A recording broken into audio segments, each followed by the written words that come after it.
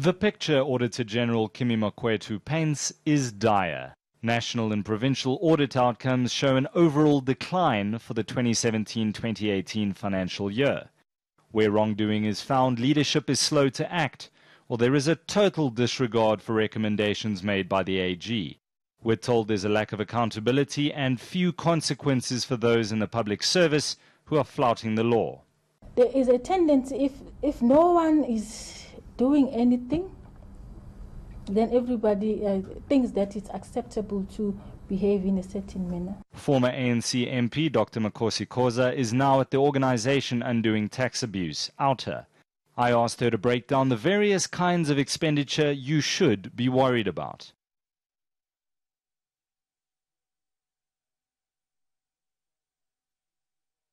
You are spending money that you have not been given permission to spend.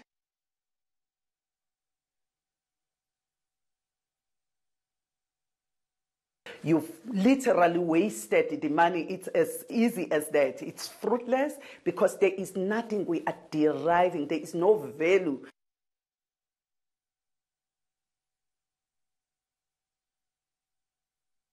They will then spend the money without having the authority, and again they will be spending the money irregularly because it was supposed to have gone through a tender process, but it has not gone through a tender process. To make matters worse, no one seems to be willing to shoulder the blame. It's the anger and the frustration that nothing's been done about it. That no one's paid back the money, no one's been prosecuted, and it seems to be continuing. How about this for a statistic? Less than a quarter of all national government entities audited received a clean bill of health. On a provincial level, the Western Cape and Gauteng have been singled out for producing the best audit results. Describing the financial outlook for many SOEs as bleak, Makwetu has said at least there's increased oversight at a parliamentary level, but most previous recommendations by MPs to SOEs have been ignored. They are not interested in that. And all they're interested in is money. So I am saying to you that without the slightest doubt, South Africa has more than enough resources. Eskom and Transnet account for close to 30 billion rand in irregular expenditure alone. Due to incomplete financials, audits of other SOEs, including South African Airways and Denel, could not even be completed.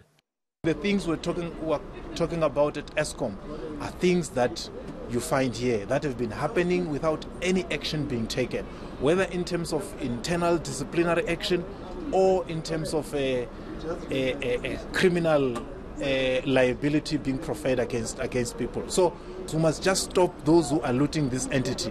You wonder who is clean? Who is clean? Because it looks like everyone has their hands in the kitty.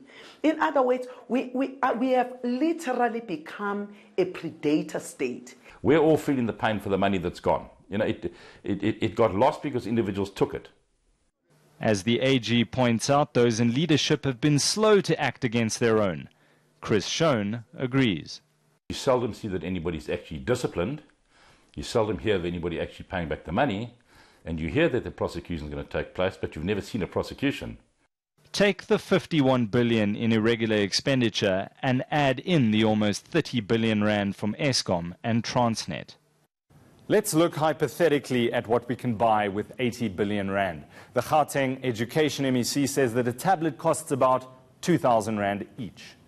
The Basic Education Department says that there is about 3.5 million learners from grade 8 to grade 12 matric in public schools in the country on average every year. If we take that 80 billion rand, divided by the 2,000 rand per tablet, divided by the 3.5 million pupils, that means that we can buy one tablet for every single high school pupil in a public school for the next 11 years. What else could we potentially buy with 80 billion rand? Well, the Basic Education Department says that there are 24,700 public schools, both primary and high schools in the country. The cost of a toilet is anywhere between 15 to 30,000 rand, but that excludes labor. But let's take this extreme example of a tender in Beaufort West for a toilet 100,000 rand, that includes labor. We take the 80 billion rand, we divide it by 100,000 rand per toilet, divide it by 24,700 schools, and you can build 32 brand new flush toilets at every single public school in the country. Key is the employment of qualified, competent, and incorruptible officials. The recent VBS Great Bank heist report shows that 3.4 billion rand in municipal deposits flowed illegally to the bank over a period of 3 years. 1.2 billion rand from municipalities were in VBS's coffers when the institution collapsed. It may explain why local government is in disarray. This year, 113 municipalities adopted unfunded budgets, up from 83 in the previous year. Municipalities owe more than 23 billion rand to service providers, mainly to Eskom and water service agencies.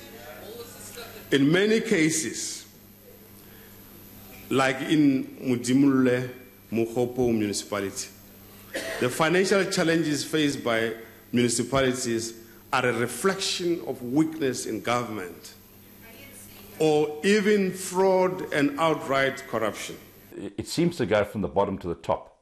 So nobody's stepping in to say what should be done, what shouldn't be done, because everybody seems to be implicated to some extent and somewhere in the process. Those who are engaged in criminal looting must go to jail. No liberated and enlightened society that is in pursuit of a prosperous agenda would harm its people to the extent in which we are in South Africa.